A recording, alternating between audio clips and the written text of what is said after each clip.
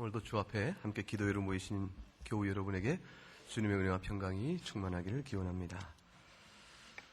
현대를 살아가는 우리 삶의 큰 문제가 무엇일까? 그러면 많은 얘기를 할 수 있죠. 그런데 그 중에 하나가 소외입니다. 외로움입니다. 현대인은 외롭습니다.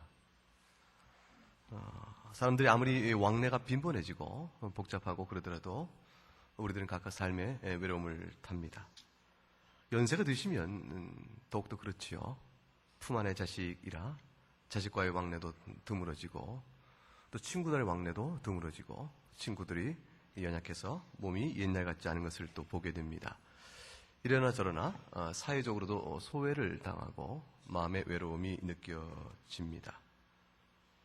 부부간에도 소외가 있습니다. 부모와 자식 간에도 그렇습니다. 심지어는 아이들도 그렇습니다.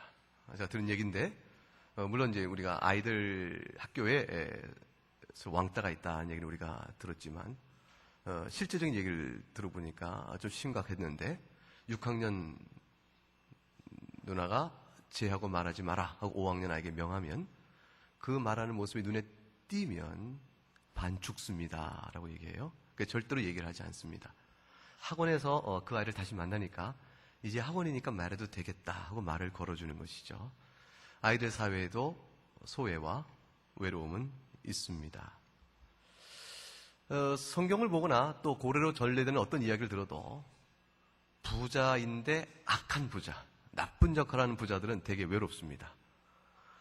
부자인데 나쁜 부자는요, 되게 다 외로운 모습으로 조망을 합니다. 그것은 무슨 얘기냐면 이 땅에 사는 사람 누구라도 하나님을 아는 사람이건 그렇지 못한 사람이건 결국 소외 문제, 이 외로움의 문제는 가장 커다란 숙제이고 또 그것을 부자인데 악한 자에게 그것을 하나의 벌처럼 주고 있는 이야기는 소외와 외로움이 가장 인간의 비극적인 하나의 요소다라는 얘기를 말해줄 수 있는 것이죠.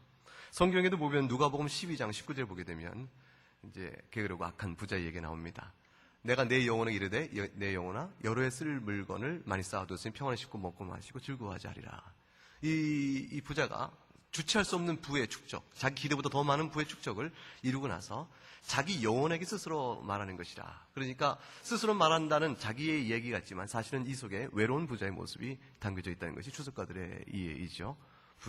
악한 부자의 외로움을 얘기합니다. 현대인의 문제는 어떻게 하면 우리가 행복해질 수 있을 것인가 이런 얘기를 생각할 때 결국 그 얘기는 뒤집어 얘기하면 어떻게 내가 외로움을 좀 벗어날 수 있을까? 내가 다른 사람과의 소외로부터 좀 극복되어지고 또 스스로 자기 소외가 있습니다. 부부간의 소외가 있고 부모와 자식 간의 소외가 있을 뿐더러 자기가 자신에게서 외로움을 탑니다. 스스로 홀로 자기 자신에게서 자기가 생각했던 자기 모습과 자기 현실 모습과의 괴리와 그 격차와 그 차이 때문에 스스로 외로움을 더욱더 탑니다. 어떻게 하면 이 외로움을 우리가 이겨낼 수 있을 것인가 이런 생각을 해볼 수 있죠. 오늘 본문에서 그 문제가 나옵니다. 아담이 독초하였을 때 하나님 보실 때 보기 좋지 못했다 이렇게 말씀합니다. 근데 신기한 일이죠. 아담이 지금 어떤 상태에 있습니까? 우리와 같이 타락한 세상에 있는 것이 아니고 낙원에 있는 상태입니다. 3장에 가야 이제 타락 사건이 나오니까 2장의 이 기록은 지금 여전히 하나님 창조 때의 복된 상태에 아담이 거하고 있는 것입니다. 아담이 얼마나 복된 상태에 있는가 한번 생각해 보게 되면 아담이 동물들의 이름을 하나씩 다 이름을 지어줍니다. 총명하다는 얘기죠. 지혜가 뛰어나다는 얘기죠. 만물을 다스릴 만한 권세가 있다는 얘기죠. 에덴 동산은 지극히 아름다운 것이요 먹을 것이 풍요로운 것이었습니다. 그러니까 돈이면 돈, 명예면 명예, 권력은 권력, 지혜면 지혜, 누릴 것 마음껏 누릴 수 있던 최적의 상태에 있었습니다. 그런데 낙원에 있는 아담이 외로웠다는 것입니다. 낙원에 있으나 그 아담에게 있어서 평강과 행복을 볼 수 없었다는 것입니다. 왜 그러냐면 그 까닭이 독초하였기 때문이라 하나님이 그렇게 말씀합니다. 그 이유는 인간 존재 창조와 관련해서 아주 중요한 사실을 말해줍니다. 우리는 하나님의 형상대로 인간이 창조되었다는 사실을 우리가 압니다. 창세기 1장 26절에 그 얘기 나오는데, 일단 하나님 형상이 도대체 무엇입니까? 첫째는 넓은 의미의 하나님 형상이 있죠. 동물과 비교해서 우리가 좀 우월하다라는 의미에서 하나님 형상을 얘기할 수 있습니다. 우리에게 이성이 있죠. 우리에게 슬프고 기쁜 것을 함께 나눌 수 있는 정서가 있습니다. 우리가 내가 의뜻한 바를 결심할 수 있는 의지가 있습니다. 자유로운 선택을 해나갈 수 있습니다. 이런 모든 면에서 우리는 넓은 의미의 하나님 형상이 있다고 말할 수 있습니다. 인간은 하나님 형상대로 창조함을 입었을 때에 과연 인간은 이런 아름다움과 뛰어난 덕목을 갖고 있습니다. 근데 이것뿐만 아니죠. 하나님 형상으로 우리가 갖고 있는 또 다른 좋은 점이 있습니다. 좁은 의미의 하나님 형상이라는 것인데, 우리가 하나님과 영적, 도덕적 관계 속에서 우리가 거룩한 자요, 의로운 자요, 진리를 아는 자로 서 있습니다. 이와 같은 모습으로 우리는 지음을 받은 것입니다. 하나님의 형상대로 그 모양에 따라 우리가 지음받았을 때에 우리는 여타의 다른 피조물과는 비교도 안 되는 고상한 존재이면서 하나님과의 관계 속에서 영적이며 도덕적인 측면에서 매우 거룩하고 의롭고 진리를 아는 존재로 지음을 받았습니다. 그런데 이것이 하나님 형상으로 창조함을 입은 내용의 전부가 아닙니다. 아담은 낙원에서 모든 동물보다 뛰어난 존재였으며 하나님 앞에서 거룩과 의로움과 진리를 아는 도덕적인 영적인 순결한 상태에 있었지만 하나님 보실 때 좋지 못한 상태이었습니다. 아담에게 여전히 결핍되어 있고 부족하고 하나님 보실 때 아쉽게 여겼던 또 한 가지 점이 무엇일까? 그는 하나님의 형상의 창조에 아주 중요한 본질적인 다른 측면을 말해줍니다. 그것은 바로 관계의 측면입니다. 창세기 1장 26절에 하나님께서 우리를 만드실 때에 다른 것과 달리 인간을 만드실 때 특별히 이렇게 말씀하셨습니다. 한번 읽어보겠습니다. 시작. 하나님이 가라사대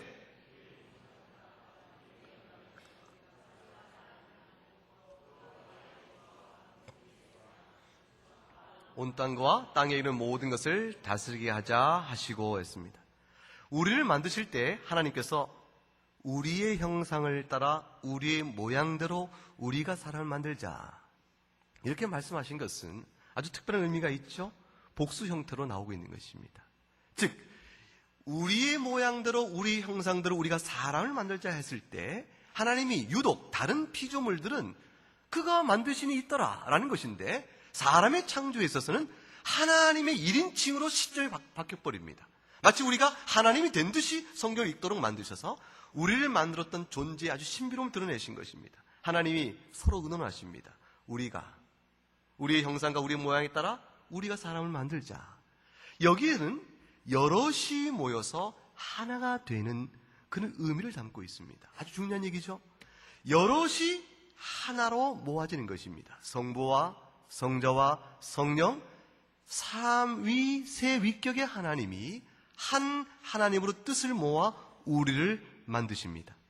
그러므로 인해서 하나님의 형상으로 창조함을 받은 우리에게 있어서조차도 동시에 여럿이나 하나인 하나님의 존재의 신비로움이 반영되어지도록 만드신 것입니다.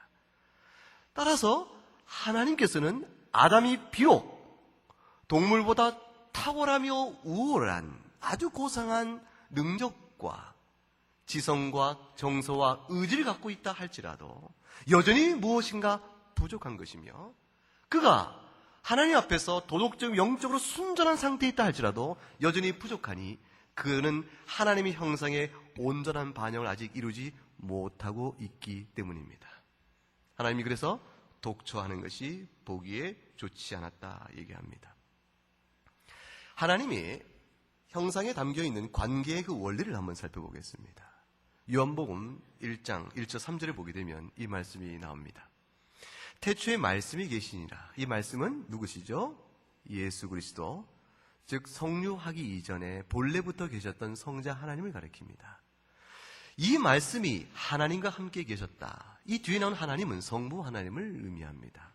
다시 말하면 성자 하나님께서 성부 하나님과 함께 계셨으니 이 말씀이 곧 이 성자 하나님이 곧 하나님이시라.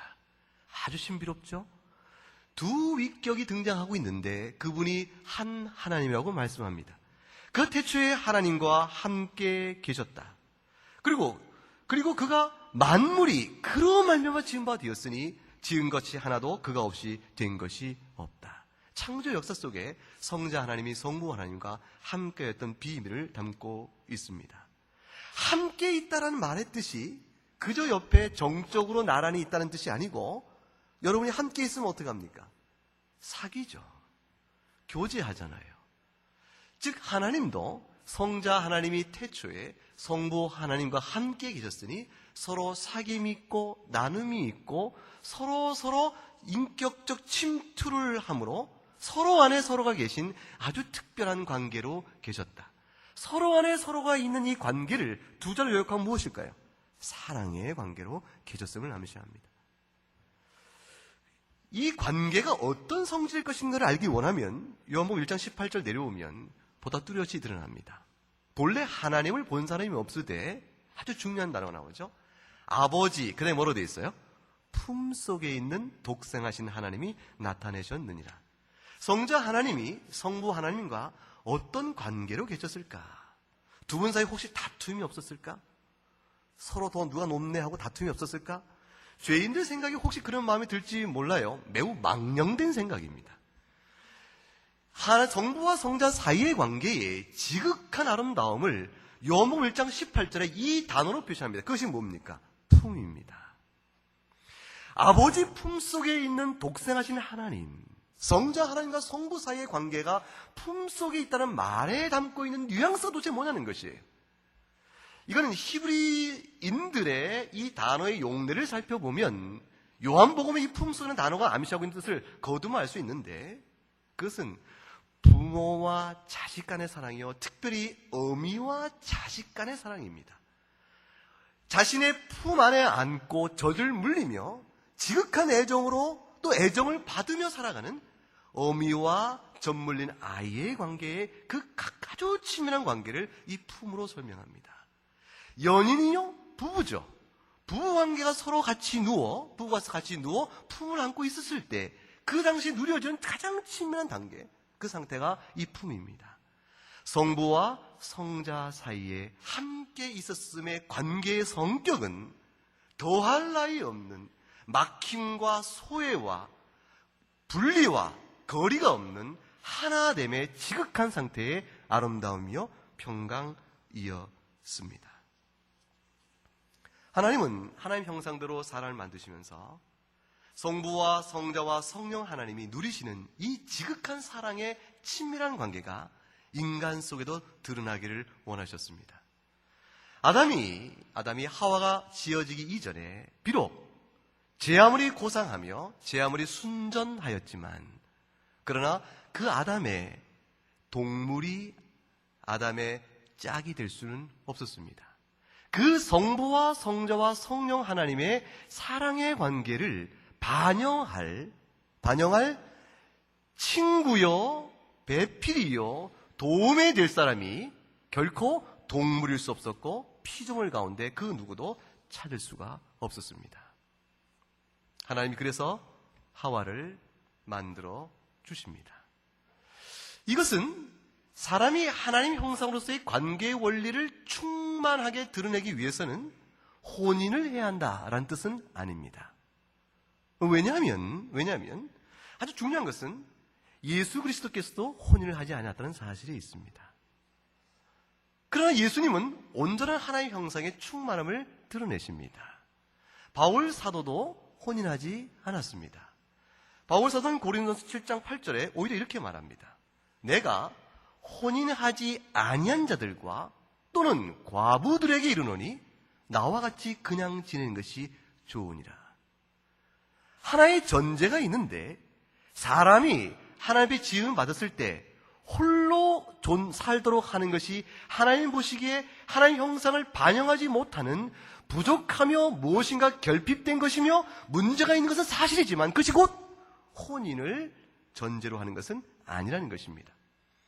그것은 무엇을 의미하냐면, 혼인이 갖고 있는 중요한 의미는 그 다음 본문을 살펴볼 것이지만 이미 혼인 이전에 모든 인간 관계 속에서 전제되어지는 아주 특별한 의미가 있으니, 하나님께서 복수로 계시나 하나 되신 것처럼, 셋이 계시나 하나인 것처럼 사람들도 여럿이 있으나 하나됨의 사랑의 관계로 그 공동체를 형성해야 될 것을 하나님이 원하시고 있다는 사실을 의미합니다.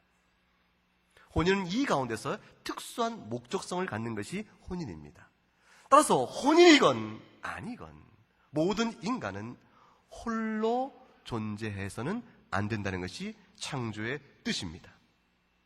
하나님은 인간이 스스로 홀로 모든 문제를 해결하며 스스로 홀로 하나님과 가까우며 스스로 홀로 돌을 닦고 스스로 홀로 하나님과 닮아지도록 허락하지 않으셨습니다.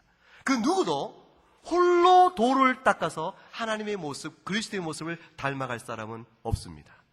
하나님이 인간을 만드실 때는 피차 간의 관계성 안에 있도록 만드신 것입니다. 오늘 우리가 살아가는 이 세상은 타락한 세상입니다. 타락한 세상이기 때문에 이 세상에서 도대체 아버지와 아들 하나님이 나누었던 사랑의 형태를 찾아보지를 못합니다. 우리의 인생은 비극과 슬픔 안에 있기 때문입니다. 타락 이후에 인간 세상이 하나님이 지으셨던 그 아름다운 관계의 성질, 하나님의 형상이 드러나지 못한 채 어떻게 이끌어졌는가를 금방 성경은 창세기 4장에서 우리에게 보여줍니다. 4장 8절과 9절을 보게 되면 가인이 아벨을 죽입니다. 그 자세한 이야기는 여러분 이미 아실 거예요. 그래 그 의미는 뒤에 가서 4장을 볼 때 설명이 나올 것입니다. 가인이 아벨을 돌로 쳐 죽입니다. 형제간입니다. 가장 가까워야 될 형제간 속에 소외와 미움이 벌어지기 시작한 것입니다. 하나님이 가인에게 묻습니다. 네 아우 아벨이 어디 있느냐? 가인이 대답합니다. 내가 알지 못하나이다. 뭐라고 얘기하죠? 내가 내 아우를 지키나이까. 여기는 이미 무엇이 있죠? 하나 되어야 될, 여럿이지만 하나가 되어야 될 하나님의 형상이 완전히 일그러져 있음을 전형적으로 보여주고 있습니다. 내가 내 아우를 지키는 자이니까.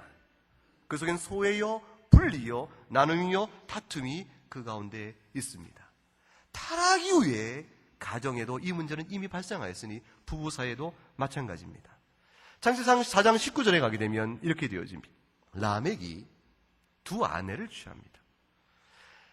어떤 이들은 성경에 보게 되면 일부 다처제를 금한 것이 없다는 사람이 있습니다. 잘못된 해석입니다. 성경에는 한 사람이 한 사람과 만나 혼인하도록 되는 것이 그것이 혼인제도의 규율입니다.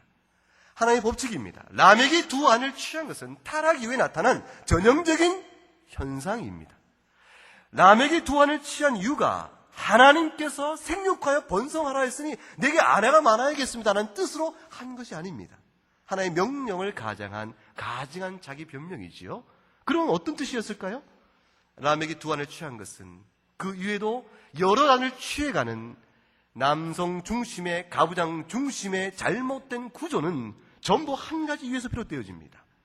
고린도서 7장 9절의 말씀에 그 흐름을 알 수 있습니다. 만일 절제할 수 없거든 혼인하라고 했습니다. 정욕이 불같이 타는 것보다 혼인하는 것이 낫다고 말씀했습니다. 모든 혼인의 이유가 불타는 정욕을 해소하기 위한 목적으로 된다는 뜻은 아닙니다. 그러나 우리에게 있어서 저 마음 근심 속에, 저 영혼 중심 속에 정욕의 욕구가 악한 모양으로 자리하고 있음에 대한 지적입니다. 왜 사람이 아내를 열어뒀습니까? 절제할 수 없는 정욕 그 한 가지 이유 때문입니다. 따라서 타락 이후에 오늘의 모습은 일부 일처제라 할지라도 사실 부부가 같이 있으나 부부가 더 이상 부부가 아닌 참으로 부부라 할 수 없는 슬픈 관계의 부부도 있습니다. 타락이 우리의 인간의 모습 속에서는 하나님께서 성부와 성자 성령 하나님께서 여럿이지만 하나됨의 지극한 관계의 아름다운 측면을 반영한 하나님의 형상이 완전히 일그러져 있습니다. 타락 이후에 오늘날 우리가 살아가는 인생을 무엇이라고 말할까? 이렇게 얘기할 수 있겠습니다. 사랑이 없는 인생이라. 우리가 사는 인생은 사랑이 없는 것이요, 사랑에 찾아 목말라 하는 인생살이라. 평생 그러합니다. 나면서부터 동생이 생기면 소외를 느끼기 시작한 동생을 향한 질투와 경계, 그것부터 시작해서 내가 사랑했던 사람을 내가 소유하지 못한 것으로 인한 결핍과 박탈, 내가 원하는 소유와 명예 취하지 못하고 배신감과 눈물, 그 모든 것들 속에서 평생 사랑에 목말라 하며 아내와 남편 사이에서 사랑을 추구하지만 그것조차 원만치 못했을 때 결국 목말라 하며 지쳐하는 것이 인생살이라. 오늘 우리가 이 살아가는 인생 속에서 어떻게 우리는 희망과 소망을 볼 수 있으며 이 소외와 외로움을 극복해 갈 수 있는 것일까? 그 가능성은 딱 한 가지입니다. 본래부터 영원한 가운데 하나님이신지라 성부 하나님과 그 품 속에서 지극한 친밀의 관계를 영원부터 누리셨던 바로 그분께서 이 땅에 오셔서 그 사랑을 우리에게 보여주시는 일, 그거 하나뿐입니다. 그분이 누구입니까? 예수 그리스도입니다. 그분을 통해서만 본래 하나님의 형상의 관계의 아름다움을 우리가 회복할 유일한 가능성을 찾습니다. 요한복음 1장 14절에 그분이 이 땅에 오십니다. 말씀이 육신이 되어 우리 가운데 거하심에 우리가 그 영광을 보니 아버지의 독생자 영광이요 은혜와 진리가 충만하더라고 되어 있습니다. 여러분 묻겠습니다. 여기서 말하는 그 영광은 무엇일까요? 말씀이 우리 가운데 거하심에 우리가 바라보는 그 영광, 아버지 독생자의 영광, 은혜와 진리가 충만한 그 영광은 도대체 무엇이겠어요? 그 영광은 이미 요한복음 17장 5절에 그 말씀이신 성자 하나님이 창세 전부터 세상을 만들기 전부터 이미 누렸던 영광이에요. 아버지와 함께 누렸던 그 영광입니다. 그 영광을 예수님께서는 타락하며 부패하며 찌그러지며 슬픔이며 나눠지며 찢어져 버린 우리의 비극적 삶 속에 비춰주기를 원하십니다.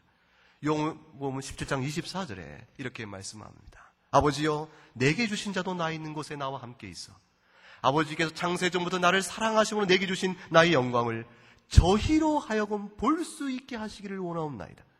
저들이 어둠 속에 있으므로 빛을 알지 못하며 사랑이 없으므로 사랑을 알지 못하는 가운데 있나이다. 저들이 사랑을 말하나 육신의 정욕과 자기 이해와 이익에 따른 사랑이요 참 사랑을 알지 못하나이다. 저들에게 아버지와 내가 누렸던 영광과 그 사랑을 저희로 하여금 보기를 원하옵나이다. 주님께서 저들로 하여금 우리로 하여금 보기를 원하게 하실 뿐만 아니라 우리가 그것을 받아 누리기를 원하십니다. 17장 26절에 이렇게 말씀하십니다. 내가 아버지의 이름을 저희에게 알게 하였고 또 알게 하리니 이는 나를 사랑하신 사랑이 저희 안에 있고 나도 저희 안에 있게 하려 함이니이다. 하나님 아버지께서 나를 사랑하시고 내가 아버지를 사랑함으로 우리가 성부와 성자 저 영원전에 누렸던 그 친밀한 그 아름다운 사랑의 그 지극한 상태를 내가 저들에게 나타내 보이고 하나님 아버지를 알게 함으로 내가 저들이 내 안에 있고 내가 저 안에 거함으로 인해서 그 사랑을 저들이 누릴 수 있기를 원하옵나이다. 주님께서 이 땅에 계시는 동안만이 아니요 주께서 승천하시어 하늘 보좌 우편에 앉으시사 우리를 위하여 중보하시는 이 순간에도 주님은 그 사랑을 우리에게 주기를 원하십니다. 요한복음 17장 11절에 이렇게 얘기합니다. 나는 세상에 더 있지 아니하오나 저희는 세상에 있사옵고 나는 아버지께로 가옵나니 거룩하신 아버지여 내게 주신 아버지의 이름으로 저희를 보존하사 우리와 같이 저희도 하나 되게 하옵소서. 뭐라고 얘기했죠? 우리와 같이부터 같이 읽어볼까요? 시작. 우리와 같이 저희도 하나가 되게 하옵소서. 우리의 형상대로 우리의 모양대로 우리가 사람을 만들자. 우리와 같이 저희도 하나 되게 하옵소서. 일그러진, 뒤틀려져 버린, 잃어버린 하나님의 형상의 회복을 주 예수께서 우리 가운데 이루시길 원합니다. 아버지와 아들이 함께 누렸던 그 사랑으로 저들도 하나가 되게 하옵소서. 예수 그리스도께서 우리를 향한 모든 대속의 은혜를 완성하시고 우리를 향한 영원한 대제사장으로서의 기도 가운데 목표는 그것입니다. 저들이 참 사랑을 알기를 원하나이다. 예수 그리스도께서 세우신 교회가 바로 이 사랑을 반영하는 현실적인 유일한 수단이요 기관입니다. 다시 말하면 하나님이 우리를 하나님의 형상으로 만들었다는 것은 이 예수 그리스도 안에서 그를 통하여 이루어진다고 생각했을 때 그 부분적이나마 불완전하지만 그 하나님의 형상의 성취는 오직 딱 한 곳에서 지상에서 볼 수가 있으니 곧 교회입니다. 요한일서 4장 7절과 11절을 통해서 요한 사도께서 복음이 무엇인가를 설명하고 그 복음의 핵심이 바로 사랑인 것을 말해주며 교회를 통해서 교회의 존재 원리요 관계 원리가 무엇인가를 이렇게 지적해 줍니다. 사랑하는 자들아, 우리가 서로 사랑하자. 사랑은 하나님께 속한 것이니 사랑한 자마다 하나님께로 나서 하나님을 알고. 같이 읽을까요? 사랑하지 아니한 자는 하나님을 알지 못하나니 사랑이 우리에게 이렇게 나타난 바 되었으니 하나님이 자기의 독생자를 세상에 보내심은 저로 말미암아 우리를 살리려 하심이니라.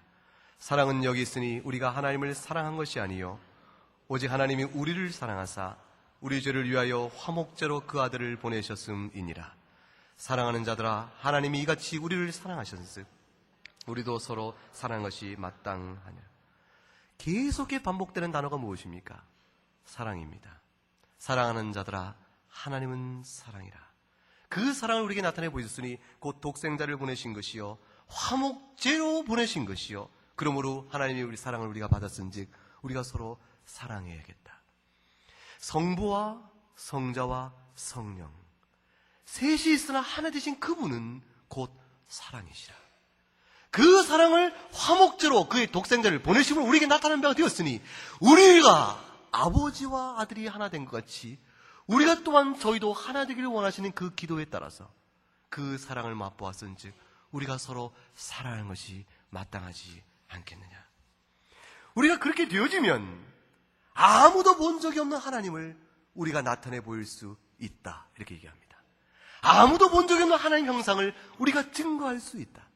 우리가 서로 사랑하면 비로소 사람들이 우리를 보고 하나님을 본다, 그렇게 얘기합니다. 요한일서 4장 12절입니다. 같이 읽어보죠. 하나님을 본 사람이 없으되 만일 우리가 서로 사랑하면 하나님이 우리 안에 거하시고 그의 사랑이 우리 안에 거하신 줄을 아느니라. 우리가 서로 사랑하면 이곳에 하나님의 형상이 드러납니다. 교회로 모였으나 그 교회 안에 사랑이 없으면 하나님의 형상은 그곳에 있지 아니합니다. 예수 그리스도의 복음이 그곳에 있지 아니합니다. 그리스도의 복음은 이 사랑의 하나님 형상의 회복 속에 있습니다. 가정 안에서 찾지 못한 하나님의 사랑, 가족 안에서 부부 가운데서 누리지 못한 그 사랑의 결핍, 교회 안에서 그리스도의 복음 중심으로 성도가 서로 교통하는 가운데서 누려져야 마땅하니라. 아버지에게 받지 못한 사랑을 예수 그리스도 복음 때문에 모인 교회 안에서 먼저 믿은 어른을 통해서 교회 안에 청년들이, 그 아이들이 받아야 마땅하느니라. 부부 간의 문제, 부모와 자식 간의 문제, 친구 간의 모든 문제가 그리스도의 복음 안에 세워진 교회 공동체 안에서 우리가 서로 사랑하며 누리는 것이 마땅하느니라. 이게 주님의 기도입니다. 요한복음 13, 34절에 주께서 이렇게 말씀하셨죠. 너희가 서로 사랑하면 이로써 모든 사람이 너희가 내 제자인 줄 알 것이라. 너희가 나에게 속한 자인 줄 알 것이라. 예수 그리스도가 그 안에 있는 줄 알 것이니라. 예수 그리스도는 곧 하나님의 형상의 완성입니다. 어떻게 살아야겠습니까? 적용을 생각해 보십시다. 이 모든 하나님의 창조의 원리, 인간이 독처하니 좋지 못하였다. 낙원에서 쫓자 독처하는 것이 행복이 아닌 하나님께서 인간을 향한 창조의 원리가 우리에게 무엇을 말하는가? 예배를 열심히 드리길 좋아하지만 홀로 거하기를 좋아하는 것은 그 은혜를 받지 못합니다. 찬송을 너무너무 좋아하지만 그러나 홀로 있기를 좋아하면 그것 또한 아닙니다. 기도에 열심이지만 홀로 있기를 좋아하면 그것 또한 아닙니다. 봉사를 열심히 하지만 혼자 봉사할 뿐 더불어 봉사할 줄 모르면 그것 또한 아닙니다. 우리 교인들 가운데서 상처가 두려워서 자기를 방어하고 혼자 있기를 원하는 신실한 교인이 있을 수 있습니다. 그러나 그 교인은 근데 하나님이 주시는 사랑의 관계 원리의 풍요를 맛보지 못합니다. 신앙이 성숙의 정도가 한정된 곳에 머물게 되어집니다. 두려워하지 말고 관계를 열어나가야 됩니다.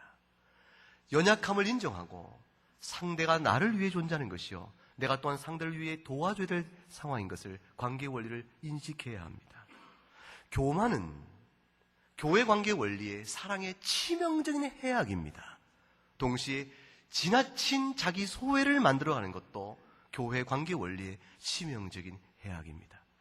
갈라디아서 6장 2절에 신앙의 실천 원리로 사도 바울이 이렇게 말씀하셨습니다. 너희가 짐을 나누어지라는 것입니다. 그리하여 그리스도의 법을 성취하라 했습니다. 그리스도의 법이 무엇이죠? 사랑이죠. 그리스도의 법이 사랑이죠. 사랑을 이루감으로 하나님의 형상을 드러내는 것은 서로서로 연약하여 서로서로의 짐을 지어주는 것이요, 나의 짐을 저가 지어주고 저의 짐을 내가 지어준 데 있다는 사실을 겸손하게 인정하는 데 있습니다. 이것이 신앙의 실천 원리입니다. 교회가 교회되기 위한 관계의 원리입니다. 이것을 구체적으로 이루어가기 위한 실천적 지침이 있습니다. 세 가지를 생각해 볼 수 있습니다. 첫째, 영적 교통입니다. 에베소서 5장 19절과 21절에 말씀이 나옵니다. 읽어보십시다. 시와 찬미와 신령한 노래들로 서로 화답하며 너희의 마음으로 주께 노래하며 찬송하며 범사의 우리 주 예수 그리스도의 이름으로 항상 아버지 하나님께 감사하며 그리스도를 경외함으로 피차 복종하라. 이것이 우리가 나눠야 될 영적 교통의 실천적 지침입니다. 서로 존경하십시오. 존경의 마음으로 서로의 견해를 경청하고 마음을 그에게 내려놓으셔야 합니다. 그리고 항상 시와 찬미와 신령한 노래로 서로 화답하라 했으니 우리 주 예수 그리스도께 받은 은혜를 우리의 모든 대화와 관계의 중심 주제로 삼아야 합니다. 마음을 열고 합창하여 주의 은혜를 찬송하는 그런 관계가 교회 안에 이루어져야 합니다. 영적 교통입니다. 동시에 교회가 물적 교통이 있어야 합니다. 야고보서 2장 15절 16절의 말씀대로 이러합니다. 만일 형제나 자매가 헐벗고, 같이 읽죠. 시작. 일용할 양식이 없는데 너희 중에 누구든지 그에게 이르되 평안히 가라, 다 얻게 하라, 배부르게 하라 하며 그 몸에 쓸 것을 주지 아니하면 무슨 이익이 있으리요. 교회 지체 가운데서 경제적으로 어려운 자가 있으면 아무도 모르게라도 도움의 손길을 주는데 인색하지 않아야 합니다. 교회 가운데 너무 가난하여 고통 속에 있는 사람이 없도록 해야 합니다. 먼저 있는 사람들이, 많이 가진 사람, 필요를 다 채울 수 있는 사람이 우리 가운데 없겠지만, 나의 필요를 다 채울 만큼 넉넉하고 차고 넘치는 사람이 우리 가운데 없겠지만, 주변을 돌아보아 우리 가운데 경제가 어려울수록 눈물로 고통받는 자를 돌아보는 마음이 열려져야 합니다. 물적 교통이 없으면 그 교회 안에 사랑이 없습니다. 무엇을 그 사랑을 주께서 확인하겠습니까? 시와 찬미와 신령한 노래로 화답하나? 그러나 물적 교통이 없으면 안 됩니다. 구제, 교회 안의 지체를 향한 남모르며 또 힘써 사업적으로 결정하는 구제가 있어야 합니다. 예배와 교제를 힘써 도모해야 합니다. 세 번째입니다. 히브리서 10장 24절 25절의 말씀입니다. 읽어보겠습니다. 서로 돌아보아 사랑과 선행을 격려하며 모이기를 패하는 어떤 사람들의 습관과 같이 하지 말고 오직 권하여 그날이 가까움을 볼수록 더욱 그리하자. 예배에 힘써야 합니다. 말씀을 들어야 합니다. 말씀 공부에 힘써야 합니다. 기도로 함께 잔자리 모이며 교제에 힘써 모여야 합니다. 구역을 왜 모입니까? 구역을 왜 모입니까? 번거롭게, 번패스럽게, 바쁜 생활 속에 구역을 왜 모여야 하는가? 거기 이유가 여기 있습니다. 교통입니다. 우리가 영적 교통이요, 물적 교통이요, 예배와 교제를 힘써 도모함으로 연약한 우리가 서로를 격려하고 세워가기 위함입니다. 그러함으로 서로 짐을 나누어지는 것이며, 그러므로 교회 가운데서 예수 그리스도의 중심인 그의 몸된 교회 안에서 홀로 거하는 것이 보기 좋지 못한, 그러나 타락에 잃어버린 공동체 아름다운 사랑의 관계, 그 하나님의 형상이 여기서 불완전하지만 회복될 수가 있는 것입니다. 이 영광의 아름다운 모습을 놀랍게도 시편 133편에서 우리가 잘 아는 그 시편 속에 이렇게 찬양을 한 것입니다. 같이 읽어볼까요? 형제가 연합하여 동거함이 어찌 그리 선하고 아름다운고, 머리에 있는 보배로운 기름이 수염 곧 아론의 수염에 흘러서 그 옷깃까지 내림 같고 헐몬의 이슬이 시온의 산들에 내림 같도다. 거기서 여호와께서 복을 명하셨나니 곧 영생이로다. 아멘. 화평의 교우 여러분, 우리가 서로 연합하여 함께 더불어 한 인생을 살아가며 한 교회를 세워가며 우리가 주님을 찬양하고 영적으로 교통하며 물적으로 교통하며 예배와 교제에 우리가 힘을 다하니 이보다 선하고 아름다운 일이 어디 있는가. 그 감격과 감사의 찬미가 우리 가운데 우러져 나와야 합니다. 그렇기 때문에 거룩이 그 아름다운 아론의 기름이 온 가득 찬 것처럼 성령의 충만성이 교회 안에 가득 차고, 그래서 우리가 이렇게 합창하는 것입니다. 영원한 생명을 교회를 통해 주여 제가 미리 맛보옵나이다. 그것이 바로 여호와께서 복을 명하셨느니 곧 영생이로다. 이미 구약의 이스라엘 가운데서 주께서 교회의 이 아름다움을 얘기하신 것입니다. 이 복이 우리 모두의 복이 될 수 있기를 주님 이름으로 축원합니다. 기도 올리겠습니다. 하나님 감사합니다. 연약한 저희들을 불쌍히 여기셔서 홀로 거하지 않도록 묶으시고 예수 그리스도의 몸으로 지체로 묶으셔서 한 교회를 삼아 한 말씀을 듣고 함께 찬양하며 영적, 물적으로 교통하고 우리가 서로 짐을 나누어지는 아름다운 예배와 교제의 친목이 있게 하심을 감사합니다. 슬픈 자를 위로하고 기쁜 자의 그 기쁨을 함께 기뻐하는, 그러므로 이 가운데서 예수 그리스도의 회복된 형상, 성부와 성자와 성령 하나님이 사랑하시는 아름다운 지극한 관계가 우리 가운데 드러남으로 인해서 우리의 사랑을 통하여 눈에 보이지 않는 하나님의 형상을 세상에 알게 하시옵소서. 감사하고 예수님 이름으로 기도 올리옵나이다. 아멘.